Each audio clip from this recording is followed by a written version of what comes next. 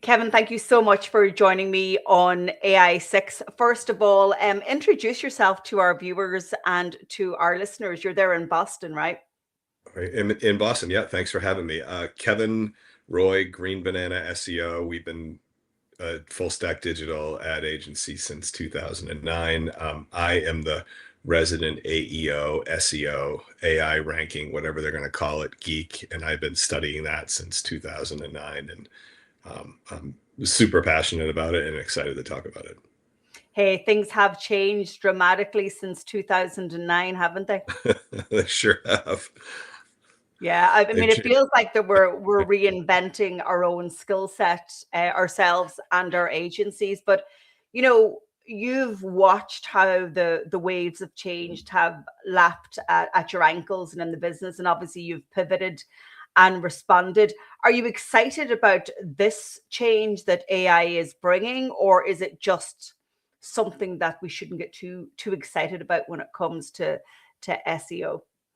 Oh, honestly, I'm super excited about it. I think if people are listening in their SEO agencies, this is our golden age because people are clamoring and trying to figure out how to get cited and how to rank in AI. So I'm very excited about it. I don't know where it's heading. One of my favorite AI quotes is that AI is the dumbest today than it's ever going to be, which is a little frightening.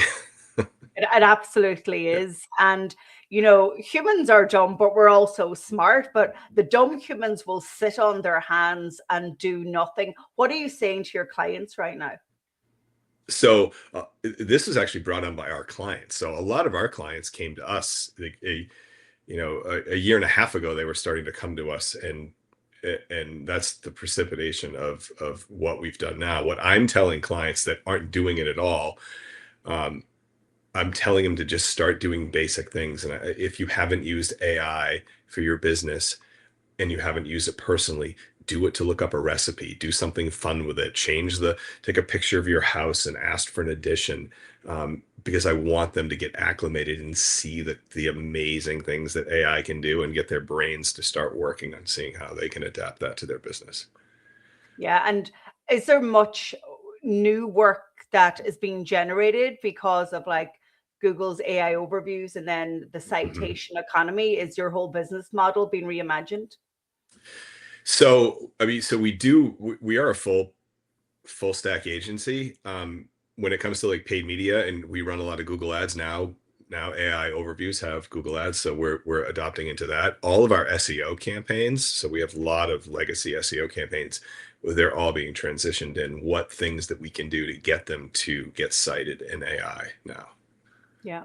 And are you seeing the results? Like we know that Google never releases its SEO secrets, but are you seeing results in the large language models? How are you comparing it to getting ranked on page one of Google?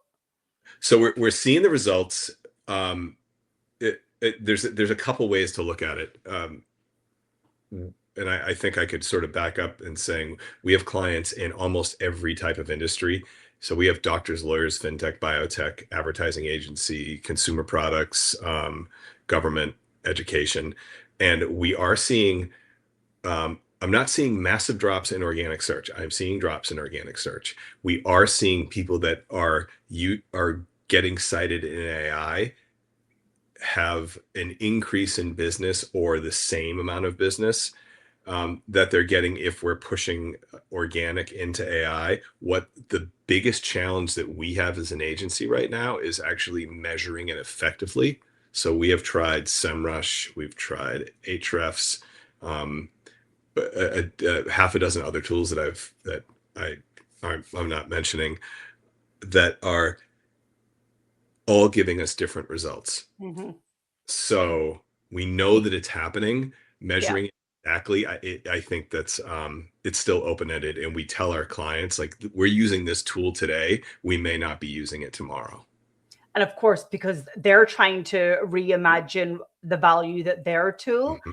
is bringing. And we're all kind of at the beginning of this AI journey in the digital marketing world. But I wonder because I had a government group over from the Middle East in London recently, and we had this conversation, and it was a full week on SEO.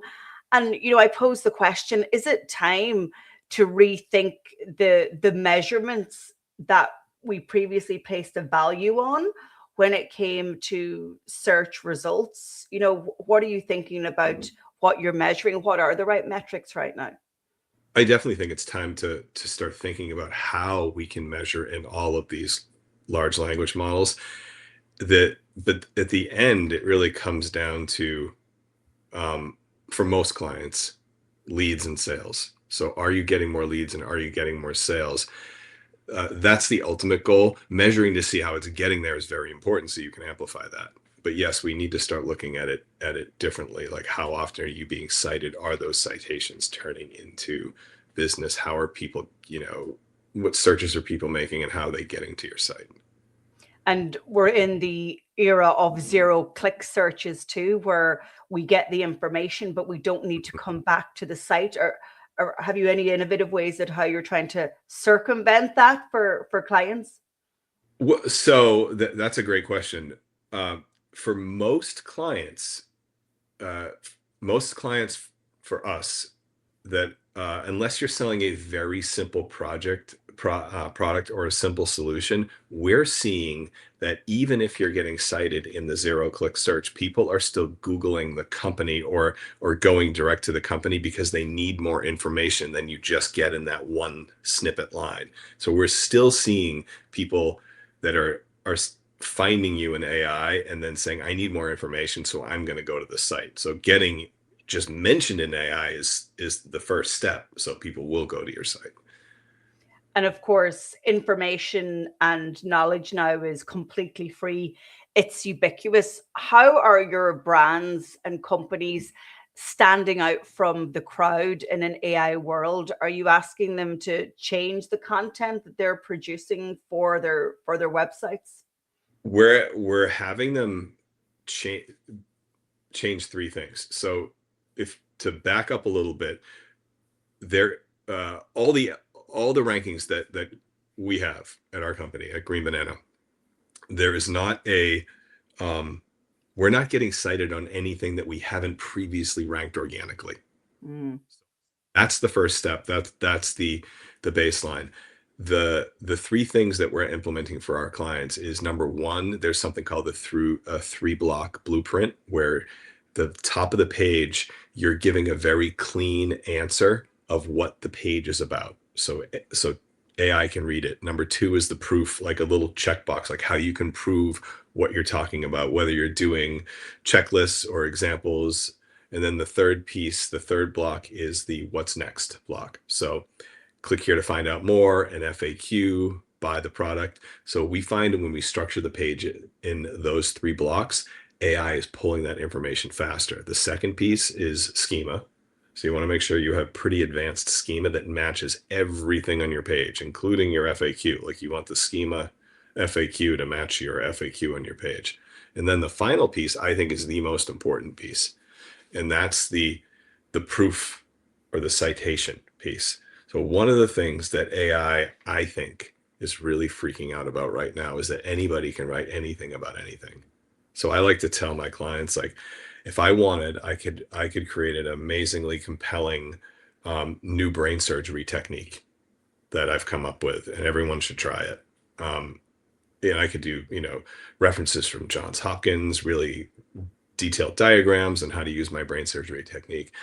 And hopefully I will never get cited for that, because I've never been to medical school. I've never been published in a medical journal. I've never done a brain surgery before. So that's what the AI is looking for. Like, how does this person have the right to be published for this? What other things has this person talked about? Let's go back and find their resume. Who authored this page, and does this author have credibility? So drawing that straight line for AI, I think, is the most important piece. So essentially, what you're saying is, if you've been doing what we'll call now traditional SEO very well, you're ahead of the game. Technical Mhm. SEO is still as important, but now that third pillar is about authority. Are you Yeah, who you say you are, and are you commanding maximum share of social voice across all platforms for you, for your sector? exactly. Yeah, yeah. Yep. Um, And when I think about, people, how our behaviors are changing, and I think it was Mark Zuckerberg, and he says a lot of wild things, but I think Mhm. recently he said that, websites will be gone in 5 years because we'll all have personal agents and conversational agents doing all Mhm. of this for us. What's your own view on that? I think that's a little extreme. But I wouldn't be surprised if we all had our personal agents that would find things, but where are they finding things from? They need a base. And so, um, if a company has a personal agent that's accessible online, that would basically be replacing the website and the content would be in there. But what the AI agents, where are they getting their information from? They're getting the information from the internet. They're not Yeah, going walking for over. sure. So they have to get the data somewhere. Unless Mark is building something that we don't know that he wants to displace websites, you never Yes. know. But Yeah. one study I saw recently that I thought was very interesting, and this ties into your authority piece on AEO, is that LinkedIn is now producing, it's the number one ranker of professionally related content. That's probably no surprise, is it? No, because think about what your LinkedIn profile is your online resume. So I use LinkedIn. If you go and look at my LinkedIn profile, there is a link to my author bio. My author bio goes to a page that has all the, if I'm in a podcast or if I've written something, it goes on there. When an article is written by me on my site, that's linked to my author page, that's linked to my LinkedIn page. So I do that for a reason because I'm drawing a straight line for AI to say that Kevin Roy has the right to be cited for this subject matter. And similarly, YouTube has been a channel that, not many of us have been able to master in terms of Hmm. virality or getting those, 10, 100,000, 1 million subs. But its Hmm. value now, I would say, is also equally important given that, 100%. Google has Gemini. Is video Hmm. important for AEO, GEO? I think it is. I mean, we have a YouTube channel that we post a lot of AEO and GEO content on. It is not, I don't ever expect it to go viral, and I don't see it as a big driver of business for us, but it is a huge credibility piece, and it's another medium that we're being cited on that is linking back, and it's a high authority medium. So I think it's very important. Do you work with clients who are operating in different markets? Obviously, I'm in Europe, right? And if I'm working with any Yeah. institutions out of any of the EU, European Commission, European Parliament, they have to Yeah. deal in 27 languages. What about that kind of bilingual approach? How can you master that? Well, that's a great question. So we have a very small handful of clients, and it's primarily Hispanic. Um, and we're still doing it the old-fashioned way, real people that really speak the language that really help us translate it.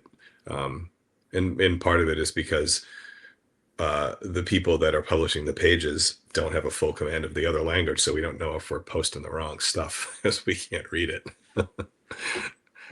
Yeah, and it's true because context is everything in the AI age, Right, right? You right, know, AI is just predicting the next probable right, word, but you change the context, and then that next word right. is going to change. So, Super, have right, you right. have you introduced anything new into your own business offering that is AI first, or it has been designed because we have access to this amazing technology right now? So as an organization, internally, we are using AI and I am aggressively trying to get the company to adopt AI. So every Friday we have a meeting together and someone in the company has to present something that they learned or they tried in AI. And I honestly don't care if it's, here's my husband and I are going on vacation and this is what we're doing. I don't care if someone in my client, if, the team presents that, because I want them to start using it and seeing how it can benefit.